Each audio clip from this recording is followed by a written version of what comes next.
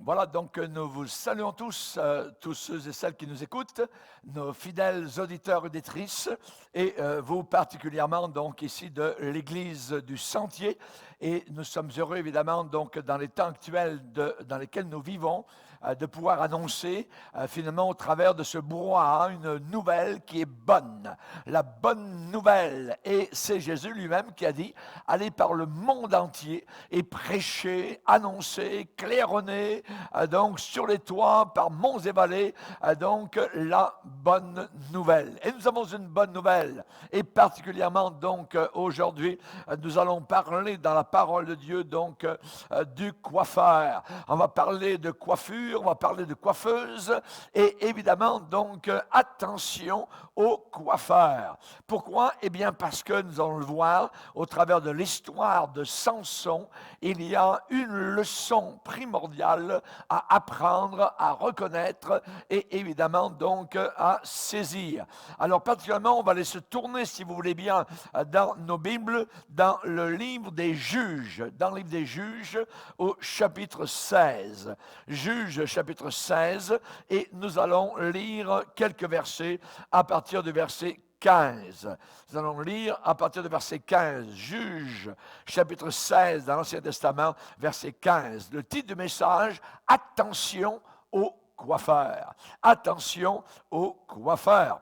Alors, nous lisons, elle lui dit, comment, donc c'est la mauvaise femme qui dit à Samson, comment peux-tu dire je t'aime, puisque ton cœur n'est pas avec moi?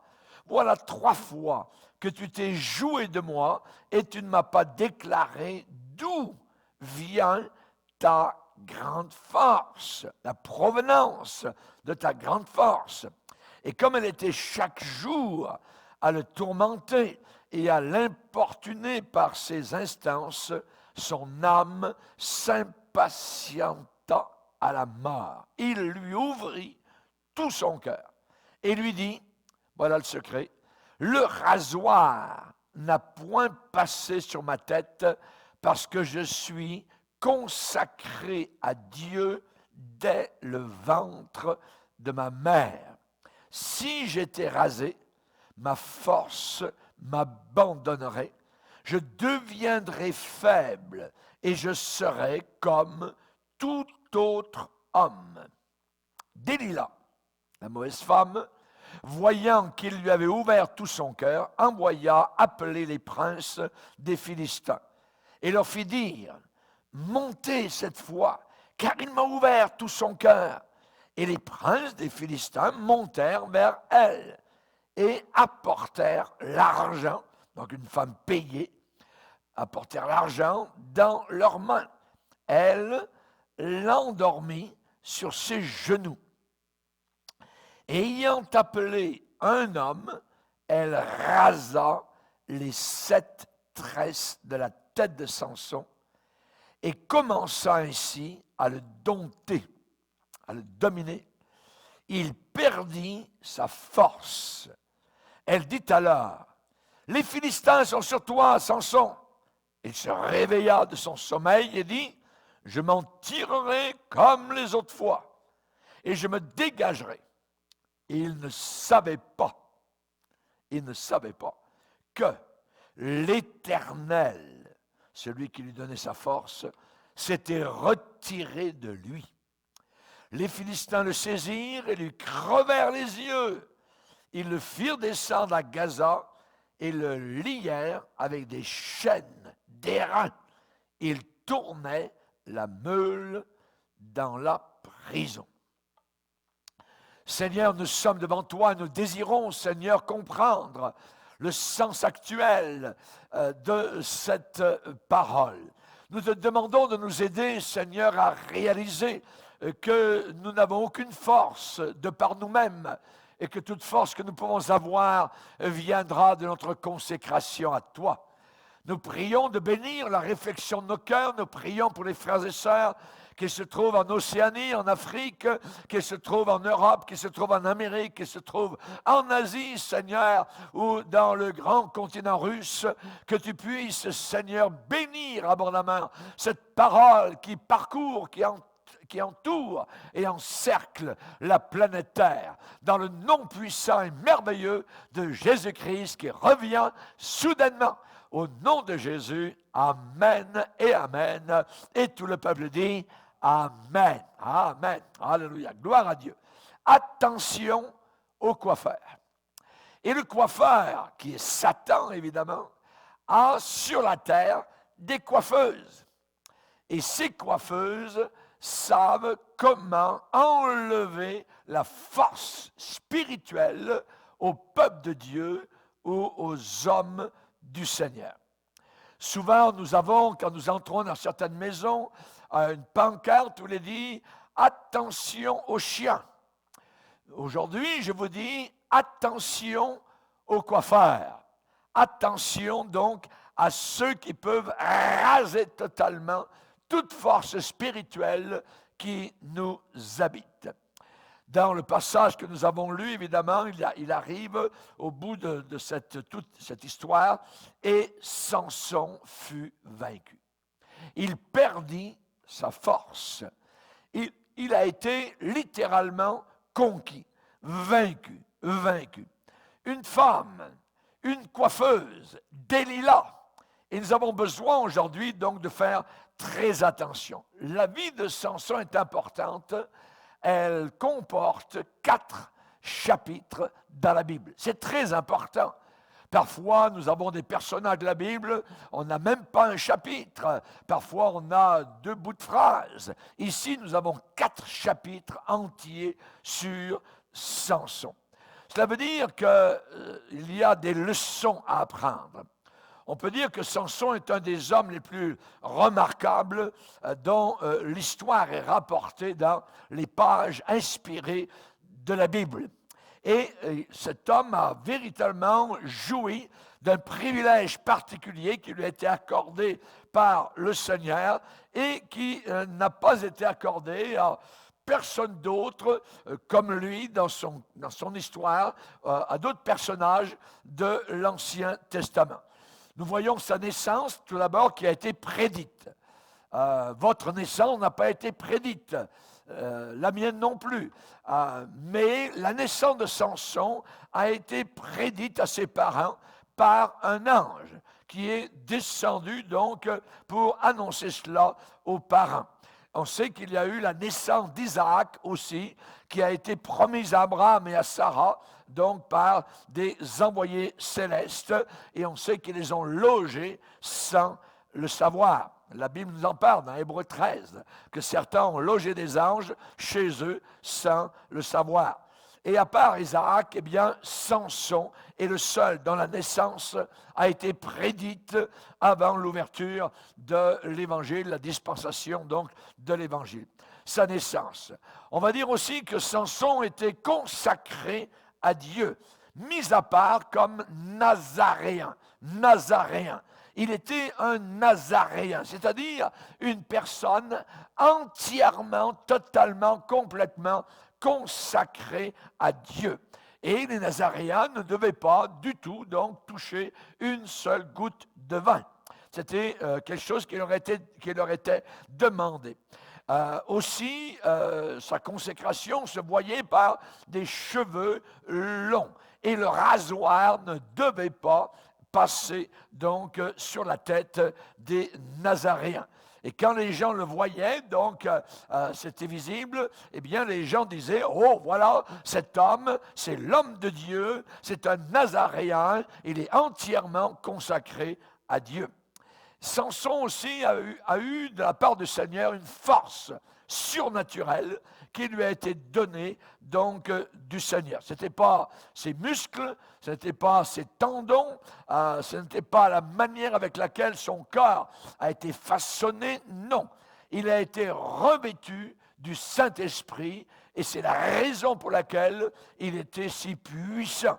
Et il n'a pas vaincu les Philistins, donc, par sa force, par son poing, par sa force physique, par son bras. Non, c'est un miracle, littéralement, qui habitait, qui résidait en lui. Quel était ce miracle? L'omnipotence de Dieu était dans cet homme. Et il était plus puissant que des milliers d'hommes ennemis que les Philistins. Et il a commencé à découvrir de bonheur dans sa vie qu'il avait en lui-même cette grande force. Il est dit un passage dans Juge 13 que l'Esprit de l'Éternel commença à l'agiter dans le camp de Dan. De temps en temps, donc l'Esprit de Dieu venait sur lui et il était conscient qu'une force surnaturelle donc l'agitait. Et il a été un juge en Israël. Ça veut dire qu'il a jugé Israël pendant environ donc une vingtaine d'années et il a délivré glorieusement donc son peuple des Philistins. Ça a dû être véritablement un homme de très grande noblesse. Un jour, il y avait un lion qui était couché là sur le chemin, sur son passage, et ce lion était accroupi, et Samson donc lui a fait face. Le lion a voulu sauter sur Samson, et Samson donc a pris ses mains, il n'y avait pas d'arme dans ses mains, à main nue, littéralement, donc sans aucune arme, il l'a pris dans ses bras musclés, et il l'a déchiré, nous dit la Bible, comme un chevreau. Imaginez, comme un jeune chevreau. Ce qui veut dire que c'était Dieu, évidemment, déjà, qui lui permettait d'accomplir de grandes choses. Un jour, ses compatriotes à lui, donc, l'ont lié pour le livrer, donc, à ses ennemis, entre les mains de milliers de Philistins. Et il n'était pas encore très proche de ses ennemis, et sans armes, avec son pied, il a commencé à repousser les ennemis, et il a vu là quelque part une mâchoire d'âne, et il a commencé à battre, à se saisir de cette arme, et il a donné des grands coups, et soudain à ses pieds il y avait environ 1000 morts. Imaginez, donc la puissance de Dieu travaillait en lui. Ces hommes costauds avaient des casques sur leur tête, ils portaient des cuirasses d'airain, rien n'y faisait. Samson a été vainqueur de ces ennemis-là. Et même à la fin de sa vie, si on regarde un peu de proche, sa vigueur était encore là. Et il a mouru, il est mort très tôt dans sa vie, vers l'âge, la fin de la trentaine environ. Donc, un des grands exploits qu'il a accomplis, c'est qu'un jour, il était enfermé dans une ville ennemie. Il était à Gaza, il était enfermé à l'intérieur de la ville, et il est resté là à l'intérieur jusqu'à environ minuit. Et il était tellement confiant dans sa force qu'il ne s'est même pas pressé donc de sortir, de s'en aller de cette ville païenne. Et au lieu de s'attaquer aux gardes de la ville, donc pour déverrouiller les portes, non, il a pris les portes, il les a enlevées donc de ses pieux, et il a mis la porte sur ses épaules et il l'a emmené sur des kilomètres, donc sur la montagne au loin qui était en face à Hébron. Quelque chose d'inimaginable, imagine. Donc la force n'était pas la sienne, c'était celle du Seigneur. Il a porté cet énorme fardeau des portes de ville. Imaginez, ce n'est pas une petite affaire, ce n'est pas la porte de votre chambre, voyez, c'est des portes de ville, voyez, à des kilomètres, donc au sommet d'une colline au loin. La Bible déclare, je cite la Bible, il saisit les battants de porte de la ville et les deux poteaux, elle les a arrachés avec la barre et il a porté le tout sur le sommet de la montagne, donc en face à Hébron. Alléluia. Donc, nous voyons évidemment que cette force-là n'était pas humaine, elle était surhumaine. Et ça doit être vraiment quelque chose, évidemment, de voir cet homme, surtout s'il était votre ami. Moi, j'aurais préféré être l'ami de Samson que l'ennemi de Samson. Je ne sais pas ce que vous en pensez. Mais évidemment, être l'ennemi de Samson, c'est pouf, vous partez en l'air, c'était terminé, puisque 1000 personnes n'étaient pas capables donc de résister à cet homme-là. S'il était votre ennemi, eh bien, vous alliez fuir loin de lui, et ça serait le mieux pour vous. Personne ne pouvait lui échapper, sauf ceux qui s'enfuyaient les jambes à leur cou. Maintenant, s'il était votre ami Samson, alors vous pouviez vous tenir avec lui au jour de la bataille, comme si vous aviez une armée entière en un seul homme. Alléluia. Gloire au Seigneur. Il pouvait terroriser à lui tout seul, donc, des milliers d'hommes. Mais cependant, en dépit de cela, malgré tout cela, cette force énorme, eh bien, il avait très peu de force mentale et spirituelle. Sa vie, en réalité, est une leçon. Sa vie entière est une scène de miracle et en même temps de folie. Est-ce possible? En même temps, paradoxalement, il y a beaucoup de miracles dans la vie de Samson et en même temps beaucoup de folie. Un homme facilement vaincu par la tentation, par la sensualité. Il était amorcé, il était attiré, entraîné pour se détourner du droit chemin. Il dérivait et il s'égarait. La Bible déclare que chacun de nous, dans le Nouveau Testament, chacun de nous est tenté quand il est attiré par sa propre convoitise et ainsi la convoitise enfante le péché. Et le péché étant consumé produit la mort. C'est terrible, mais c'est la réalité donc de ce qui arrive. Samson, il a été repris souvent, il a été corrigé, mais il péchait de nouveau. Et finalement, il est tombé entre les mains de Délila, la coiffeuse diabolique, satanique, luciférienne, qui lui a coupé donc sa consécration, et cet homme s'est retrouvé sans aucune force. Délila, cette femme, avait été achetée, c'était une femme payée, donc avec une énorme somme d'argent, 1100 cycles d'argent. Donc à l'époque, c'est une somme formidable. Et cette femme a essayé de tirer de lui le secret de sa force. D'où lui vient sa force? Samson a joué avec la folie. Samson a joué avec le danger et pour sa propre destruction. Finalement, il a été fatigué, lassé. Chaque jour, elle était avec lui pour savoir d'où venait sa force. Elle n'aurait pas pu faire cela si lui n'avait pas été tous les jours avec elle. Évidemment, donc, quand vous côtoyez le péché de proche et que vous couchez avec le péché, évidemment, donc, le péché va vous avoir. Et Délila, donc, a essayé de tirer de lui le secret de sa force.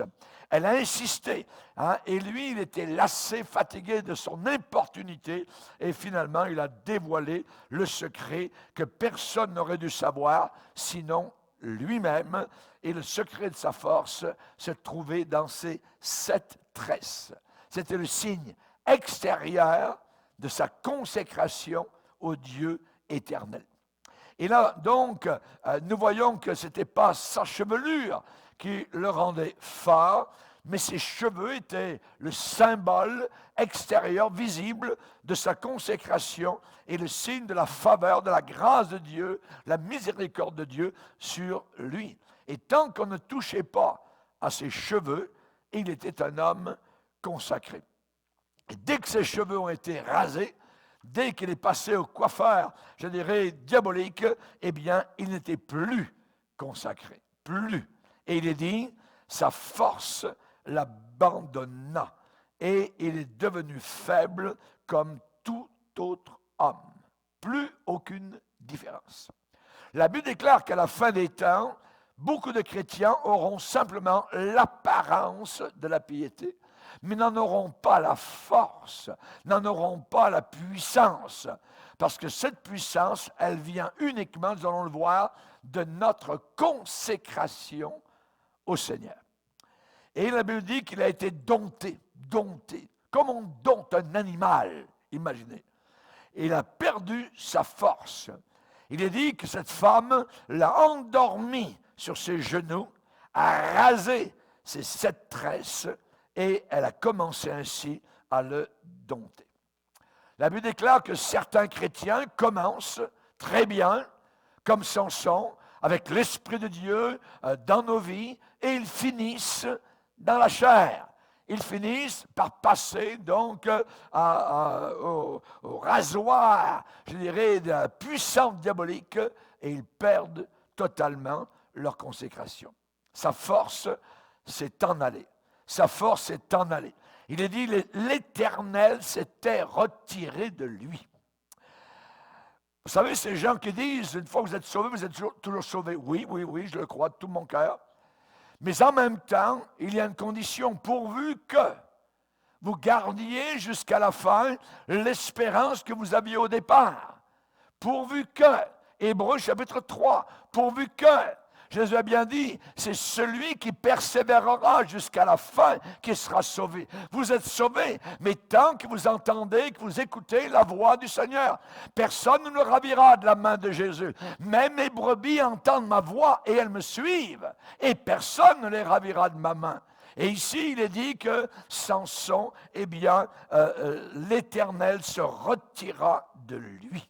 Il ne savait pas que l'Éternel s'était retiré de lui. J'ai bien peur que beaucoup de personnes, beaucoup de supposés chrétiens, se retrouvent en enfer parce qu'ils ne savaient même pas que l'Éternel s'était retiré de eux. C'est quelque chose de terrible. C'est la raison pour laquelle certains vont dire au jour du jugement, Seigneur, n'avons-nous pas prophétisé en ton nom? N'avons-nous pas fait des miracles en ton nom? N'avons-nous pas chassé des démons en ton nom? Je ne vous connais pas, dira le Seigneur. Retirez-vous de moi, ouvrier d'iniquité. Ouvrier, donc, je dirais, de péché, ouvrier d'injustice. Et cela, évidemment, est quelque chose de terrible. Certains commencent par le Saint-Esprit, certains commencent avec le Saint-Esprit et finissent sans le Saint-Esprit en ayant passé chez le coiffeur, en ayant passé, donc, chez la coiffeuse, se faisant raser totalement leur consécration. L'Éternel s'était retiré de lui. Le problème, c'est qu'il ne le savait pas. La Bible déclare, il ne savait pas. Il a dit, je m'en tirerai comme les autres fois. Je me dégagerai. Il ne savait pas. Il ne savait pas. À Laodicée, ces chrétiens ne savent pas que Dieu va les vomir de leur bouche. Ils ne sont ni froids, ni bouillants. Ils sont tièdes. Et être tiède actuellement, quelque chose de terrible. Dieu ne veut pas de tiédeur. Dieu veut des gens bouillants, des gens qui sont remplis du feu du Saint-Esprit, mis à part et qui sont consacrés totalement au Seigneur Tout-Puissant. Et là, on voit donc que maintenant ses cheveux ont été coupés, les tresses qui le recouvraient auparavant ont été ôtées. Et donc, il avait déclaré à la femme, « Si j'étais rasé, je serais comme tout autre homme. » Et quand vous êtes rasé de votre force, de votre puissance, de votre consécration, de votre abandon total à Jésus-Christ, alors vous êtes exactement comme les païens. Vous êtes exactement comme les païens. Vous avez peur comme les païens, vous craignez les choses que les païens craignent, vous êtes exactement comme eux, et il n'y a absolument aucune différence entre vous et les païens. Si j'étais rasé, je serais comme tout autre homme. Et voilà que maintenant Samson se tient là. Il est debout, mais aussi faible que n'importe qui d'autre qui n'est pas consacré à Dieu. Les Philistins commencèrent à l'opprimer. Les Philistins ont commencé à brûler ses yeux avec une barre de fer brûlante, donc chauffée à blanc, et arrive ce que David a dit vis-à-vis du roi Saül, l'élite a succombé. Comment des héros sont-ils tombés? La question a été posée par David. Comment ça se fait que les hommes de Dieu, puissants et forts, puissent tomber aussi bas et passer chez le coiffeur luciférique? Comment de grands hommes de Dieu sont-ils tombés dans le filet, dans les pièges, dans les trappes, dans les souricières? Ils ont commencé dans le Saint-Esprit et ils ont fini dans la chair. Le cantique que nous chantons, qui est connu, évidemment, je suis fort, fort, plus que vainqueur. Voyez, la question dans ce cantique est lancée, veux-tu braver et la mort et l'enfer? La force est dans le sang de Jésus-Christ. Le sang représente tout ce qui s'est passé à la croix du Calvaire, avec l'offrande de Jésus-Christ sur le bois de la croix. Veux-tu braver, faire face à la mort et à l'enfer? La force est dans le sang de Christ. Samson, ce grand héros d'Israël, a marché maintenant en traînant les pieds. Il a marché direction Gaza. La même ville d'où il a pris quelque temps auparavant les portes avec la puissance de Dieu, les a arrachées. Maintenant, il revient prisonnier. Il traîne les pieds dans la poussière. Ses pieds sont attachés avec des chaînes et l'on entend le cliquetis de l'airain. Il vient juste de devenir aveugle. Il ne voit plus rien. Les Philistins lui ont crevé les yeux. Mais je dirais que ses yeux ont été, fermés longtemps à l'avance. Il ne voyait pas ce qui s'en venait.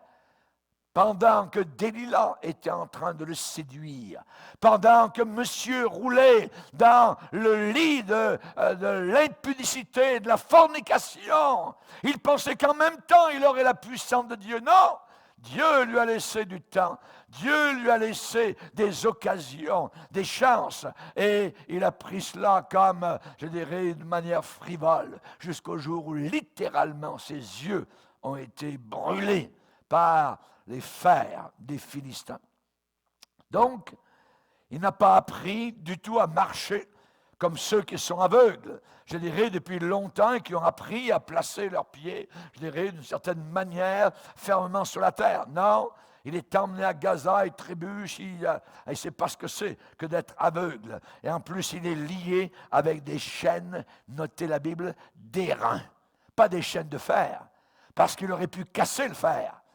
Les Philistins ne savaient pas, évidemment, si ça allait marcher leur affaire. Donc, ils ont mis de l'airain encore plus fort que le fer. Et donc, nous voyons qu'il a marché au milieu d'une petite escorte en descendant vers Gaza. Il est arrivé dans cette ville même, donc, d'où il avait fièrement arraché les portes et les avait portées sur ses épaules. Et maintenant, les petits-enfants sortent dans les rues. À Gaza, les hommes sortent, les enfants, ils sautent de joie, ils sont heureux, tout ça. Et ils crient, évidemment, alors qu'ils passent, « Samson, Samson, le grand héros est tombé, qu'il nous divertisse, qu'il nous amuse. Notre Dieu à nous est plus fort que son Dieu. Qu'il joue devant nous, lui qui nous tourmentait, lui qui a tué nos hommes vaillants, nos soldats. Ah, maintenant son Dieu n'a pas pu le sauver. Quel spectacle, imaginez. Le soleil brûlant en train de taper sur son crâne qui est rasé. Voyez, auparavant, ce crâne protégé par ces 7 belles tresses de consécration, l'escorte qui le garde est une simple poignée d'hommes et non plus maintenant aucune crainte. Et dans les jours, plus éclatants, eh bien, ils auraient saigné devant lui, mais maintenant, un enfant même peut le vaincre. La Bible dit qu'il tournait la meule dans la prison. Il tournait la meule dans la prison. Le travail d'un âne. C'est le travail d'un âne qu'il est en train de faire. Auparavant, les ânes tournaient les meules des moulins. C'est ce qu'il fait dans la prison de Gaza. Il l'emmène dans un lieu où un âne tournait la meule pour écraser le blé, donc dans un moulin. Et Samson fait ce même travail ignoble. Qu'est-ce que le Seigneur dit? Le Seigneur dit, ne soyez pas comme des ânes, au psaume 32. Mais là, nous avons Samson qui est véritablement un âne. On pourrait dire, pourquoi? À cause de sa folie. tous les passants qui étaient là ont dû se moquer. Donc, on dû envoyer des paroles, ils ont dû faire toutes sortes de gestes vis-à-vis donc de cet homme-là. Et tous les insensés, évidemment, pouvaient entrer pour voir cette scène inimaginable. Le destructeur des Philistins, devenu maintenant donc un ouvrier laborieux dans un moulin. Il est enchaîné et on entend donc le bruit de ses chaînes. Quelle chute! Quelle chute! C'est à faire pleurer les anges de voir une chose semblable. Pauvre Samson!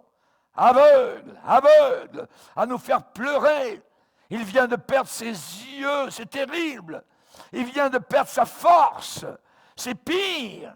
Et plus que cela, il vient de perdre la faveur de Dieu. C'est tout ce qui peut arriver donc de pire. Jésus a bien dit, c'est le sel perd. Notez le verbe perdre. C'est le sel perd sa saveur. Avec quoi va-t-on l'assaisonner? Il ne sert plus qu'à être foulé aux pieds par les hommes. Il n'a plus de goût. Ça ne sert plus à rien. Et si le chrétien, et si l'Église chrétienne perd sa saveur, alors les païens, évidemment, peuvent rire, se moquer, et nous ne sommes qu'un âne en train de tourner dans le moulin des païens. Ah, chers amis, non, non, quelle chute, quelle chute. La leçon, c'est quoi? La leçon, c'est que tout enfant de Dieu doit être un homme, une femme consacrée. Consacrée.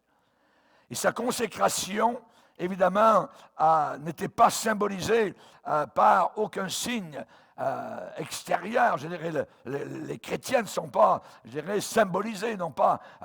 On ne demande pas, le Seigneur ne demande pas de faire pousser nos cheveux pour que les gens puissent voir que nous sommes consacrés au Seigneur. Nous sommes dans le Nouveau Testament, voyez. Donc, notre consécration n'est pas symbolisée, n'est plus symbolisée par aucun signe extérieur, soit par des tresses, soit par la circoncision dans nos cœurs, soit par des phylactères comme les pharisiens portaient pour montrer, juste montrer comment supposément ils étaient proches de Dieu. Jésus les appelait hypocrites.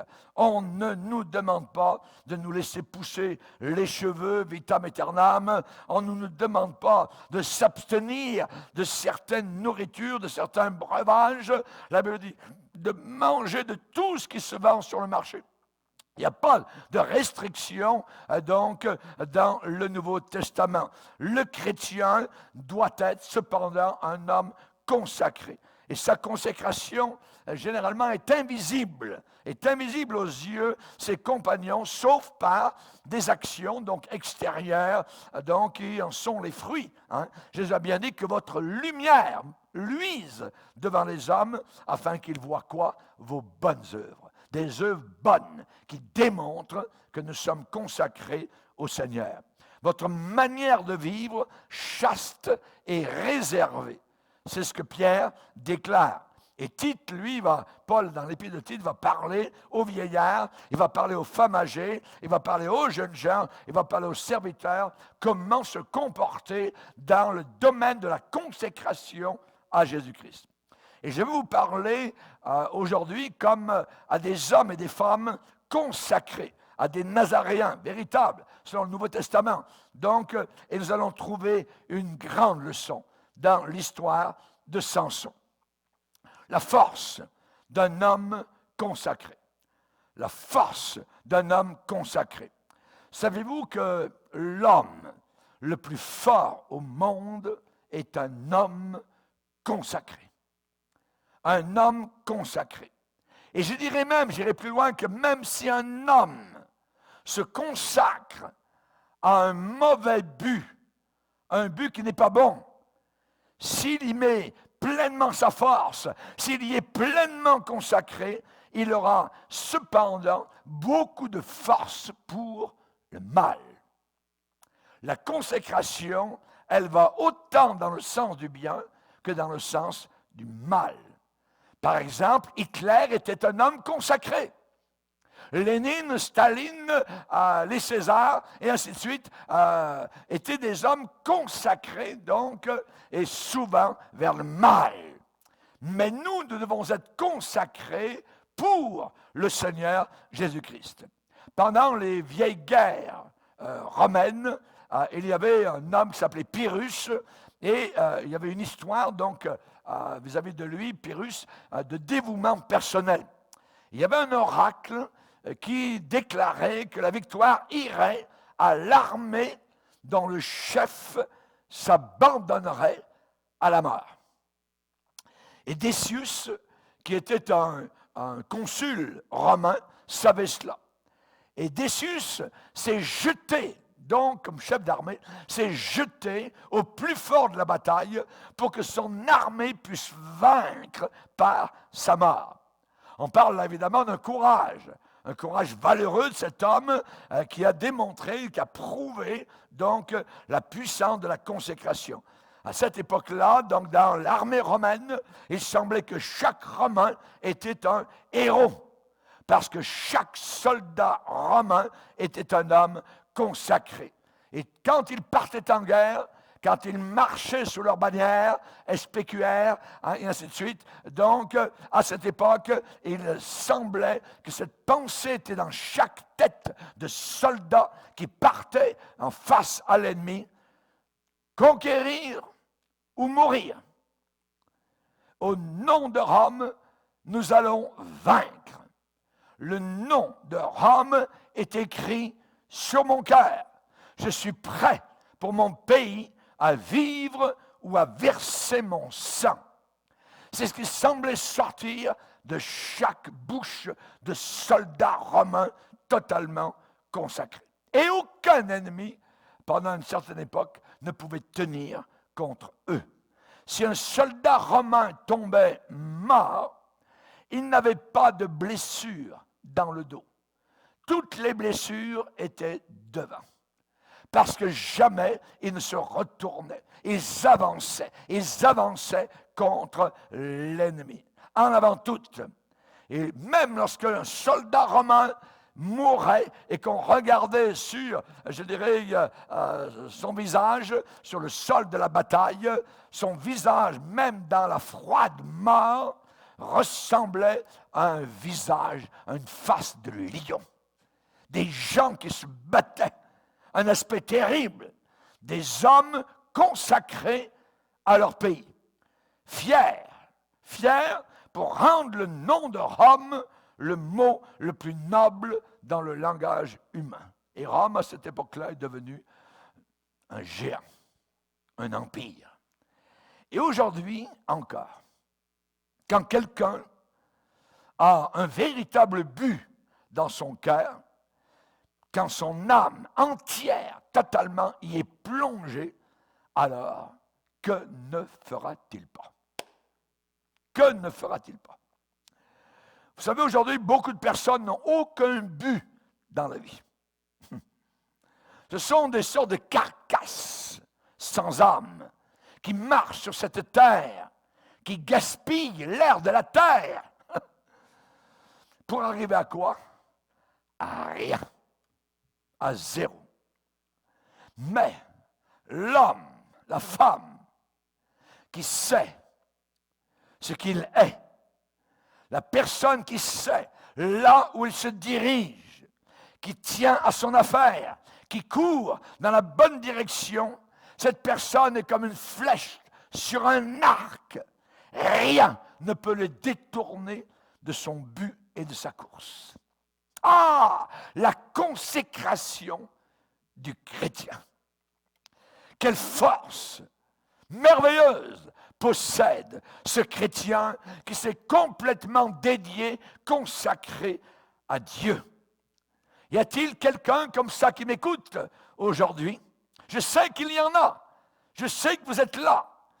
Que de merveilles sont accomplies par des hommes et des femmes consacrés. Lisez les histoires anciennes de notre foi chrétienne. Lorsque la foi chrétienne était chassée, rejetée comme une perdrix sur les montagnes. Rappelez-vous les Huguenots dans le sud de la France. Rappelez-vous, ces Québécois dans l'Abitibi que l'on mettait sur des trains pour les rejeter, pour les bannir de ville. Vous étiez allés pour prêcher l'évangile de gloire. Rappelez-vous l'Angleterre avec Bloody Mary. Rappelez-vous l'Angleterre avec John Knox. Rappelez-vous la Russie communiste. Rappelez-vous les pays musulmans, être chrétiens au Pakistan, en Arabie Saoudite. Rappelez-vous du temps de Rome, du temps de Domitien, quand l'apôtre Jean était sur l'île de Patmos à cause de la parole du Seigneur. Voilà des gens qui étaient consacrés, qui ont regardé la mort dans le blanc des yeux et qui ont dit « Oh mort, où est ta victoire ?» Ils sont allés jusqu'au bout de leur foi. N'avez-vous jamais entendu parler de ce que des hommes et des femmes consacrés ont supporté? Les agonies, les angoisses, les douleurs déchirantes, atroces, sans précédent. Ils ont souffert le martyre, les tiraillements inouïs qu'ils ont subis. Marie Durand, qui est restée il y a environ une trentaine d'années, à Aigues-Mortes dans une prison à cause de Louis XIV. Rappelez-vous ces gens-là. Rappelez-vous Hébreux chapitre 11, ces héros de la foi qui sont aujourd'hui là-haut dans la gloire éternelle. On nous en parle dans Hébreux chapitre 11. Et que dirais-je encore? Et que dirais-je encore? Ceux qui par la foi ont vaincu des royaumes, ont exercé la justice, ont obtenu des promesses, ont fermé la gueule des lions, ont éteint la puissance du feu, ont échappé aux tranchants de l'épée, ont guéri de leur maladie, ont été vaillants à la guerre, mirent en fuite des armées étrangères. Des femmes ont retrouvé leur mort par la résurrection. D'autres ont été livrés au tourment et n'ont pas accepté de délivrance afin d'obtenir une résurrection meilleure. D'autres ont subi la moquerie, le fouet, ont été sciés, torturés, ont été dans les chaînes, la prison, lapidés, sont morts, tués par l'épée. Certains allèrent ça et là, vêtus de peau de brebis, de peau de chèvre, dénués de tout, persécutés, maltraités, eux dont le monde n'était pas digne. Ce sont mes frères, ce sont mes sœurs, ce sont tes frères, ce sont tes sœurs. Et on va les voir un jour là-haut dans la gloire. Comment allons-nous tenir à côté de ces gens qui n'ont eu aucune crainte, qui étaient totalement consacrés au Seigneur? N'avez-vous jamais lu comment certains ont été jetés dans des fosses aux lions, ont été sciés littéralement, sciés, la scie sur votre corps. D'autres ont langui dans des prisons noires et humides, avec des rats, avec des serpents qui étaient là. D'autres ont fait face à la mort, sont montés sur le bûcher dont les flammes ont commencé à crépiter sous leurs pieds. Rappelez-vous Jean Hus, qui n'a jamais voulu renier la Bible et qui a été, par un bel été, brûlé vif devant une foule de gens qui le regardaient mourir. Ces gens-là ont défié des tyrans face à face. Lorsqu'ils ont été menacés, ils ont osé, avec une pleine assurance, rire devant toutes les menaces de leurs ennemis. Ils ont tapé des mains alors que les flammes des bûchers étaient en train de brûler leur corps. Et ils ont chanté de triomphe les derniers mots qui étaient dans leurs lèvres. Et ce mot merveilleux, le nom de celui qu'ils aimaient, Jésus, Jésus, Jésus. Alors que des hommes pires que des monstres huaient, les huaient dans leurs conditions misérables. La question qu'on se pose, mais comment ont-ils pu tenir debout comme un roc, solide comme des rocs? Qu'est-ce qui fait que des femmes sont plus fortes que des hommes? Qu'est-ce qui fait que des hommes sont plus forts que des anges? Ils ont un cœur de lion. Pourquoi cela? Je vous le dis et je vous le donne en mille. Ils sont tous consacrés à Dieu totalement, complètement et parfaitement. Ces gens-là ont ressenti chaque tiraillement de leur cœur qui les déchirait. Ils ont voulu donner gloire à Dieu. Ils ont subi les douleurs qu'ils enduraient dans leur corps. Ils ont porté sur leur corps ce que Paul appelle les marques du Seigneur Jésus-Christ. 3 Hébreux jetés dans une fournaise qui n'ont pas voulu simplement plier leurs genoux devant une statue. La fournaise. Daniel, rappelez-vous, au milieu des lions. Jérémie jeté au fond d'une fosse. Ésaïe poussé avec son corps dans le tronc d'un arbre, évidé. Et ensuite, la scie et la sciure étaient couleur sang. Ainsi, ces gens-là ont fait preuve qu'ils étaient totalement consacrés à Dieu. Non seulement la puissance de ces gens-là a été prouvée, mais en plus, ils ont fait des merveilles et ils ont accompli des exploits. Ils n'ont pas regardé à leur vie comme si elle était précieuse, comme si leur vie avait du prix. Non. La Bible dit qu'ils n'ont pas aimé leur vie jusqu'à avoir peur de mourir. Ils n'ont pas aimé leur vie jusqu'à avoir peur de mourir. L'apôtre Paul lui-même a dit « Je ne fais aucun cas de ma vie, pourvu que je finisse ma course avec joie et le ministère que j'ai reçu de Dieu de prêcher l'évangile de gloire. » Alléluia. Ces gens-là ont honoré leur Seigneur et Maître en prêchant la parole de Dieu.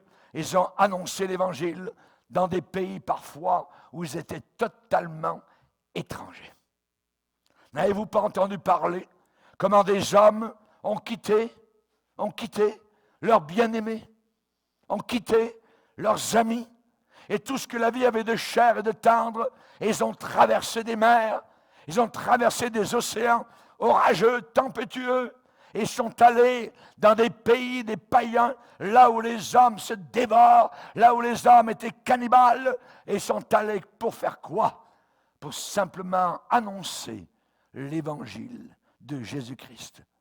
Savez-vous pas comment ils ont mis les pieds dans ces pays et ils ont vu le bateau qui les avait amenés partir et disparaître là-bas à l'horizon. Et maintenant, ils étaient sans aucune peur. Ils allaient de l'avant et sont allés habiter parmi les sauvages, dans les bois, en pleine nature, en pleine jungle. Ils ont marché au milieu d'eux et ils leur ont dit simplement l'histoire. Redites-moi l'histoire de Dieu qui a aimé, qui a tant aimé, de Jésus qui a été envoyé et qui est mort sur la croix pour l'homme pécheur. Vous devez savoir comment ces hommes ont conquis ceux qui semblaient être plus violents et plus féroces que des lions. Eh bien, ils se sont accroupis simplement devant eux. Ils ont écouté leurs paroles et ceux qui écoutaient ont été convertis par la majesté de l'évangile qu'ils prêchaient.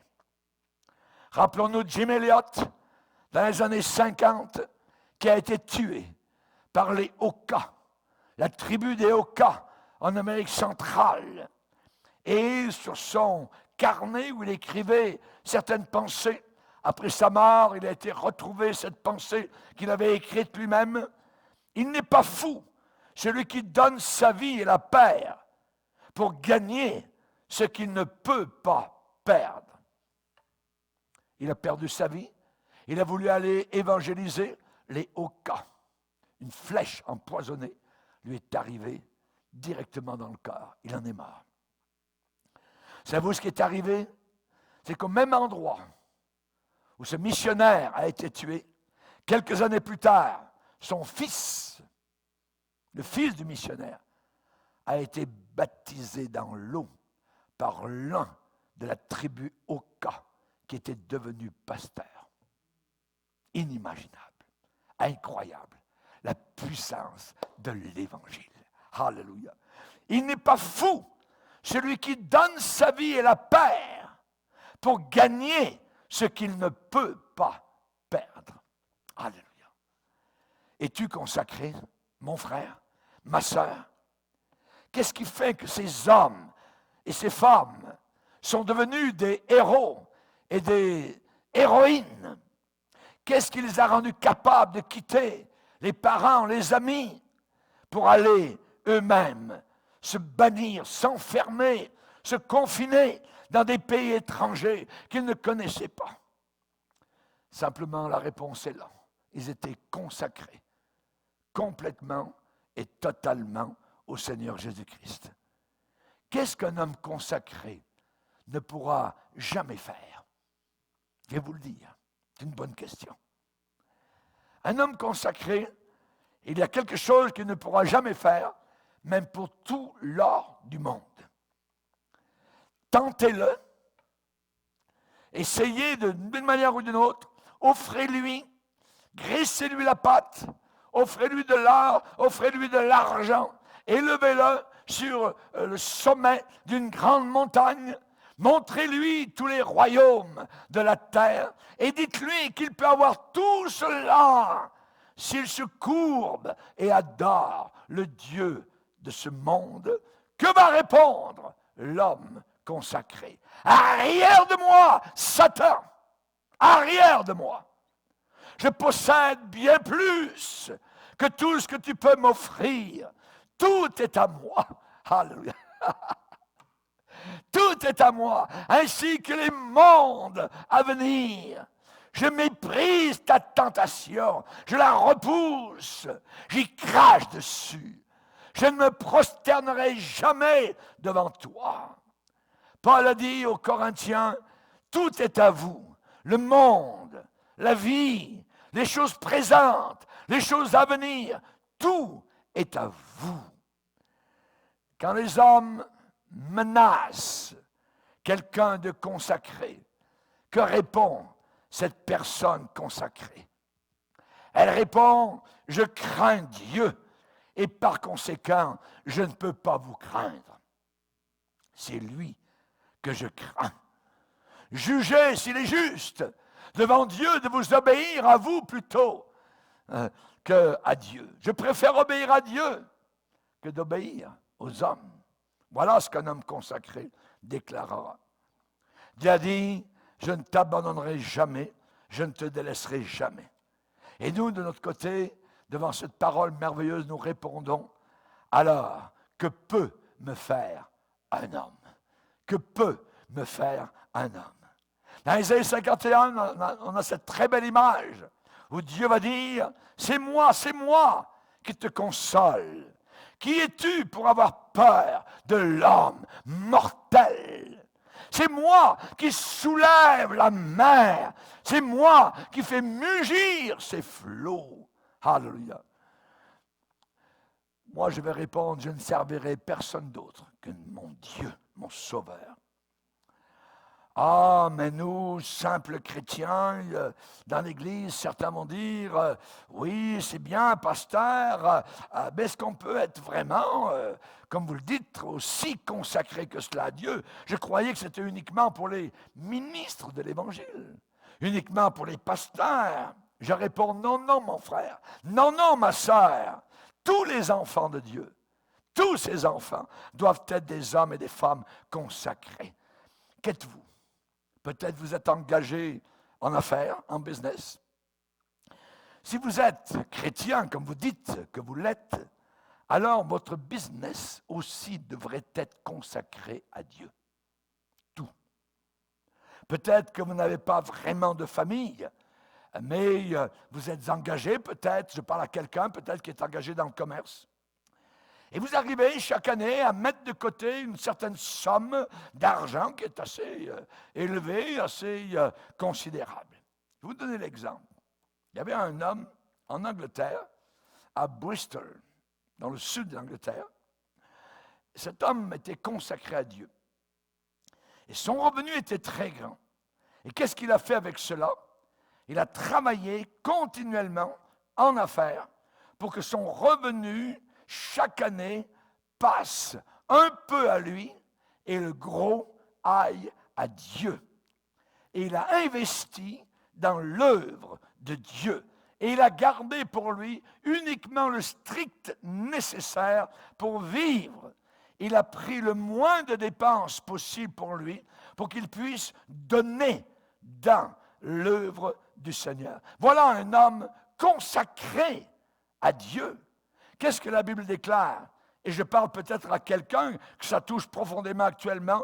Eh bien, la Bible dit, recommande aux riches du présent siècle de ne pas être orgueilleux, de ne pas mettre leur espérance dans des richesses que la Bible qualifie incertaines, mais de la mettre en Dieu, de mettre cette espérance en Dieu qui nous donne avec abondance toutes choses pour que nous en jouissions. Recommande-leur à ces riches, matériellement, de faire du bien, d'être riches en bonnes œuvres, d'avoir de la générosité, la libéralité et de s'amasser ainsi comme cela pour l'avenir, un trésor placé sur un fondement solide afin de saisir la vie véritable. Voilà ce qu'un homme consacré qui est en business va accomplir. Et nous avons un autre passage dans la parole de Dieu, c'est dans l'épître de Jacques, où le Seigneur va parler donc à ceux qui sont pauvres matériellement, mais il va parler aussi à ceux qui sont bénis matériellement. Il est dit ici dans Jacques 1er chapitre que le frère de condition humble se glorifie de son élévation. Devenir un chrétien, c'est une élévation pour lui qui est de condition humble. Et que le riche, au contraire, se glorifie de son humiliation. C'est une humiliation pour le riche de descendre et de venir parmi les chrétiens. Alors il est dit que le riche se glorifie de son humiliation, car ce riche passera comme la fleur de l'herbe. La fleur de l'herbe, le soleil s'est levé avec sa chaleur ardente, il a desséché l'herbe, sa fleur est tombée et la beauté de son aspect a disparu. Et comme cela, le riche se flétrira dans ses entreprises. Êtes-vous consacré avec votre argent au Seigneur? Je vous pose la question. Je ne suis pas en train de prêcher l'évangile de prospérité, je suis en train de vous demander la consécration au service de Dieu. Heureux l'homme qui est consacré à Dieu. Partout où il se trouve, cet homme consacré fera des merveilles, parce que Dieu sera avec lui. Tant que Samson marchait, rempli du Saint-Esprit, il accomplissait des merveilles pour le Seigneur. Si on a besoin de consécration, c'est aujourd'hui que l'on doit venir et dire, Seigneur, je veux être un homme, une femme consacrée. Baissons nos yeux maintenant et prions ensemble. Seigneur, nous sommes devant toi et nous venons en ta présence, Seigneur, reconnaissant, Seigneur, qu'il y a des grands hommes et des grandes femmes de Dieu qui nous ont précédés et qui ont été nettement bien plus consacrés que nous le sommes. Nous sommes des minus à côté de ces gens-là. Nous sommes des nains, Seigneur. Oh mon Dieu, nous aimerions plus de consécration. Aide-nous, s'il te plaît, Seigneur, à te servir, Seigneur, quelles que soient les épreuves, les difficultés, Seigneur. Nous désirons t'abandonner nos vies entières. Notre temps est à toi, notre argent t'appartient, notre santé est à toi, tout est à toi. C'est toi, Seigneur, qui fais couler le sang dans nos veines, au travers de la pompe du cœur. Nous te bénissons, Seigneur, car c'est en toi et en toi seul que nous avons la vie, le mouvement et l'être. À toi toute la gloire et pour toute l'éternité. Amen et amen et amen. Et tout le peuple dit Amen. Amen. Alléluia. Gloire à Dieu. Dieu vous bénisse.